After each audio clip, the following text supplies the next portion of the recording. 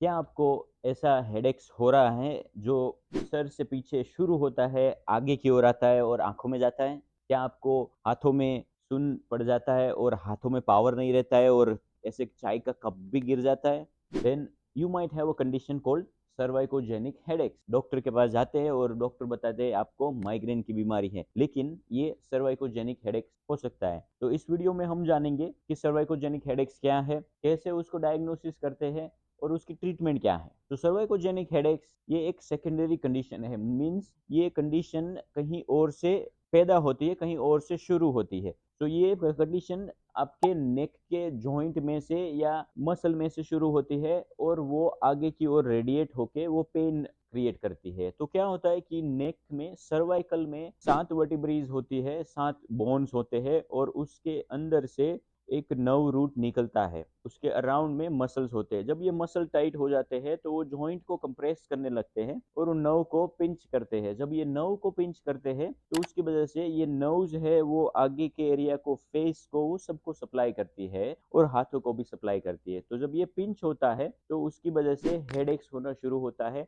हाथों में कोई चाय का कप है तो भी वो वाइब्रेट होने लगता है। तो ये सब सिम्टम्स है सर्वाइकोजेनिक हेडेक्स का या नर्व पिंचिंग का। तो इसके रीजंस क्या हैं? तो इसके बहुत सारे रीजंस हो सकते हैं। इसमें ट्रॉमा भी हो सकता है, नेक के मसल की इंजरी भी हो सकती है या पुअर पोस्चर हो सकता है। जब आप फोन चलाते हैं, कंप्यूटर यूज करते हैं, गाड़ी चलाते हैं तो उसमें पोस्चर एक बहुत अच्छा रहता नहीं है, तो उसकी वजह से आपको सर्वाइकोजेनिक हेडेक्स हो सकते हैं। कभी अगर डिस्क हर्निएशन हुआ है, अगर नेक की गद्दी स्लिप हो गई है तो भी ये हेडेक्स होने की पॉसिबिलिटी है। ये हेडेक्स यूजुअली एक साइड में ही होते हैं और डल एंड थ्रॉबिंग होते हैं। डल मतलब थोड़ा सा लो ग्रेड इंटेंसिटी होती है और वो थ्रॉब होते हैं। तो ये एक टिपिकल हेडेक्स है। मोस्टली जब आप डॉक्टर के पास जाते हैं तो डॉक्टर आपको डायग्नोसिस में राइट अवे बताते हैं कि ये आपको माइग्रेन है, लेकिन अगर सर्वाइकोजेनिक हेडेक्स है तो उसको डायग्नोसिस करने के लिए आपको thorough physical examination of the neck as well as cervical spine चाहिए।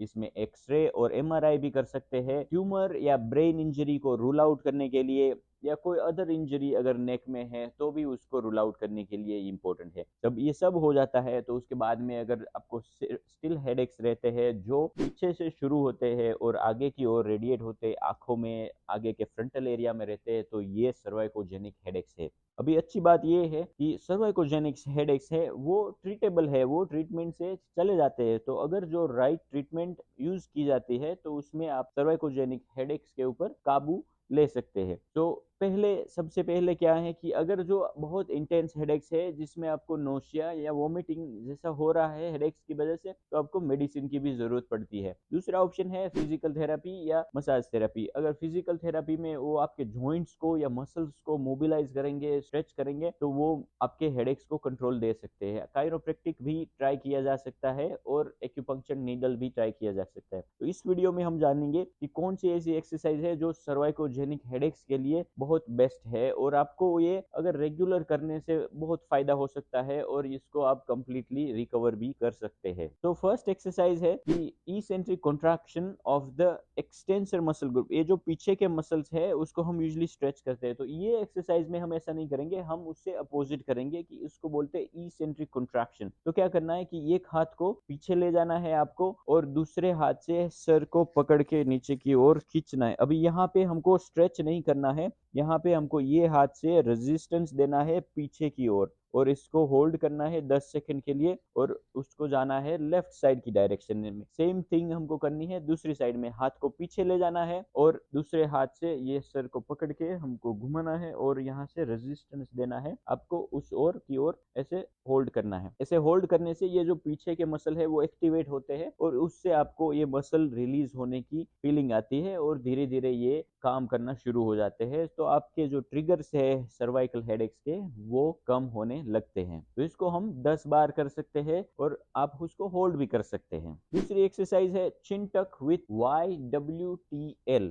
ओके, अभी ये आपको समझाता हूँ, अच्छी तरह से देख लीजिए। तो पहले क्या करना है, चिन-टक को लर्न करना है कि चिन-टक कैसे करना है। चिन-टक में हमको ज़्यादा प्रेस भी नहीं करना है और ऐसे ज़्यादा बेंड भी नहीं करना है। तो ये हम सीधे खड़े हैं, चिन को पीछे की ओर पुश करना है और यहाँ पे होल्ड करना है। अभी हमको हाथों को ऐसे पीछे ले जाना है और एल्बो को थोड़ा नीचे ले जाना है और हमको ऐसे डब्ल्यू क्रिएट करना है। तो जैसे ये डब्ल्यू बनता है, बाद में हमको चिन-टक बना के उसको पीछे की ओर स्ट्रेच करना है, होल्ड करना है, फिर से करना है। तो ऐसे हमको 10 बार ये डब्ल्यू करना है। सेम थिंग करनी है, हाथों को ऊपर ले जाना है और हमको ये वाई बनाना है। वाई बनाने के बाद में आपको चिन-टक करना है और हाथों को पीछे की ओर ले जाना है और धीरे-धीरे इसको 10 रिपीटेशन करने हैं। तो ये दूसरा हो गया। तीसरा है टी बनाना है, हाथों को साइड में फैला के शोल्डर ब्लेड को पिंच करनी है और यहाँ पे आपको 10 बार करना है। जैसे ही हम 10 बार करेंगे और ये शोल्डर ब्लेड एक्टिवेट होती है तो आपके ये मसल में अच्छी तरह से स्ट्रेच हो जाता है और एक्टिवेशन भी हो जाता है। तो ये हो गया वाई डब्ल्यू टी एल और लास्ट वन है एल।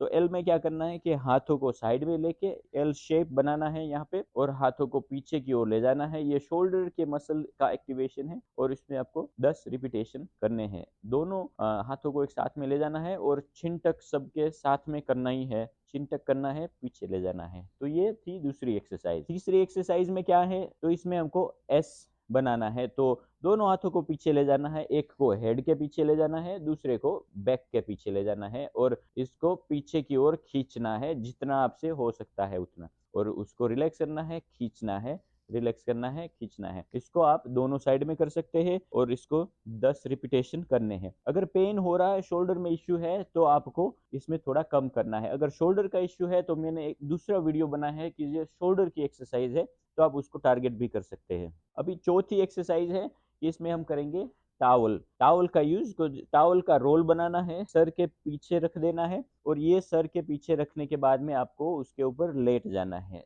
जैसे ही आप लेटते हो तो वो टावल आपके नेक के जॉइंट को सपोर्ट करने लगेगा। जैसे ही सपोर्ट होता है तो उसमें क्या करना है, हमको चिन-टक बना के टावल को प्रेस करना है और हाथों को ऊपर की डायरेक्शन में ऐसे मूव करना है। ये एक्सरसाइज हो जाएगी लेटे लेटे करनी है, या आप बेड में भी कर सकते हैं या आप फर्श पे भी, फ्लोर पे भी कर सकते हैं और इसको 10 रिपीटेशन करने हैं। और अगर पेन होता है तो उसको पूरा ऊपर नहीं ले जाना है, लेकिन ये जब भी आपको हेडेक्स है या आपको सर्वाइकोजेनिक हेडेक्स जैसा लग रहा है थोड़ा भी, तो इसको स्टार्ट कर सकते हैं, उससे वो कम होने लगता है।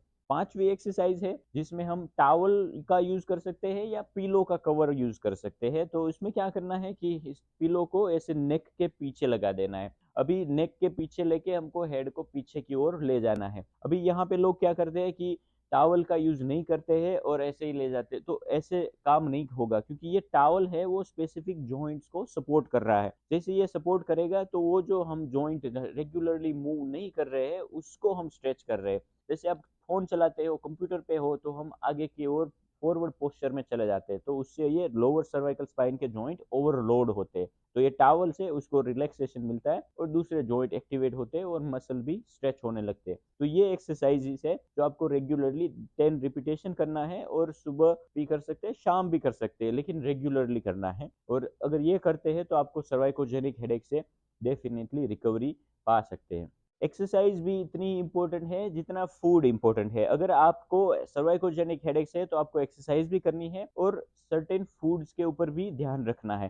तो नेक्स्ट वीडियो में मैं बताऊंगा कि आप कौन से ऐसे फूड्स ले सकते हैं जिसमें सर्वाइकोजेनिक हेडेक से आपको फायदा हो सकता है और उससे डिक्रीज हो सकता है या सर्वाइकोजेनिक हेडेक कम हो सकता है। तो ऐसे वीडियो अगर आपको अच्छे लगते हैं, अगर किसी को सर्वाइकोजेनिक हेडेक है और उसकी रिकवरी नहीं हो पा रही है, तो ये वीडियो उनके साथ शेयर करिए और ये चैनल को सब्सक्राइब भी करिए। Thank you again.